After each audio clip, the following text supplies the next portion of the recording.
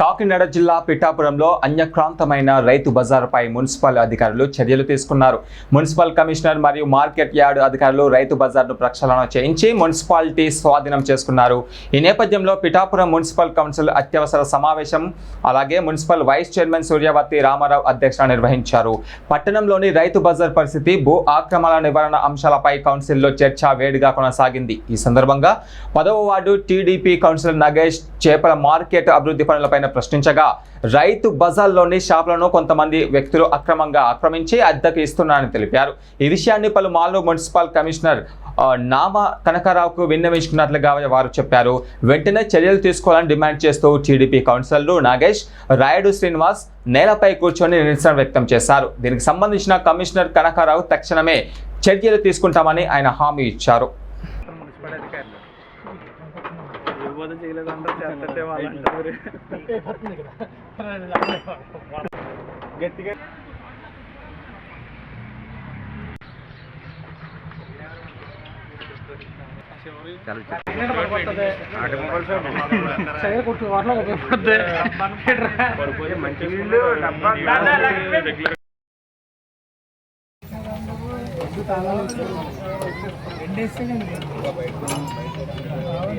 Sir మాకు CRO అనుమతి ఒక్కటే ఉంది సార్. టౌన్ ప్లానింగ్ అనుమతి లేకపోవడం వల్ల కంప్లీట్ గా ఈ ప్లేస్ మాకు హ్యాండ్ ఓవర్ కాలేదు.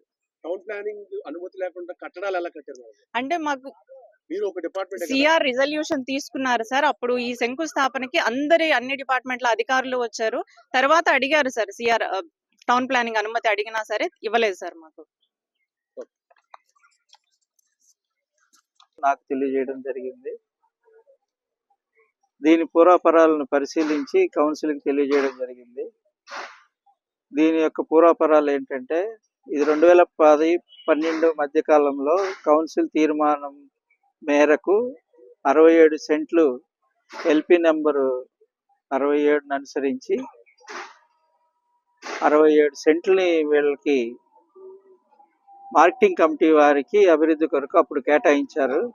కౌన్సిల్ తీర్మానంతో వారి కేటాయించిన దాని ధరలో 35 లక్షలు ఖర్చు పెట్టి 2014-15 అప్పటి వరకు ఒక 15 షాప్ రూములు, 2 పెద్ద షెడ్లని వాళ్ళు వేయడం జరిగింది రైతు బజార్ ఏర్పాటు చేసుకునే దానికి.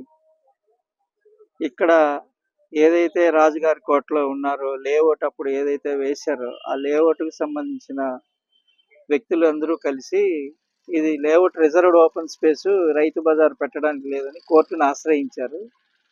కోర్టు వారు లేఅవుట్కి సంబంధించి ఏ విధమైన నిర్మాణాలు వాణిజ్య సముదాయాలకి చేయడానికి విరుద్ధము కావున తగు చర్యలు తీసుకోమని అప్పుడు ఉత్తర్వులు జారీ చేశారు. ఆ ఉత్తర్వుల మీద పిల్లు కూడా జరిగింది. ఆ పిల్లు డైరెక్షన్ ప్రకారంగా ఎవరైతే కోర్టుకు వెళ్ళారో వారిని సంప్రదింపులు కూడా రాతపూర్వకంగా చేయమని చెప్పారు. అది 2017 సంవత్సరంలో రాతపూర్వకంగా వాళ్ళకి ఇచ్చి మీటింగ్ పెట్టి ఇచ్చినప్పుడు వారు తెలియచేసిన విషయాలు ఏంటంటే, ఇక్కడ